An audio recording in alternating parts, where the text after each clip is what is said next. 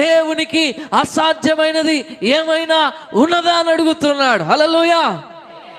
ఇక మారదు అనుకున్నటువంటి పరిస్థితుల్లో, ఇంకా జరగదు అనుకున్న పరిస్థితుల్లో, ఇంకా మేలు చూడలేము, ఇంకా సంతోషం చూడలేము, ఇంకా గర్భఫలము చూడలేము, ఇంకా ఉద్యోగం చూడలేము, ఇంకా మంచి ఇల్లును కట్టుకోలేము, ఇంకా అభివృద్ధి పొందలేము, ఇంకా భర్త మారడు, ఇంకా పిల్లలు మారరు అనుకునేటువంటి ఆ సమయంలోనే దేవుడు మాట్లాడుతున్నాడు. హల్లెలూయా.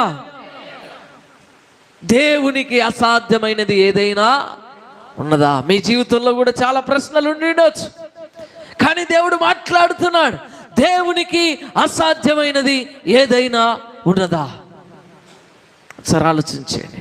నీ జీవితంలో, కుటుంబంలో, పరిస్థితుల్లో దేవునికి అసాధ్యమైనది ఏదైనా ఉన్నదా?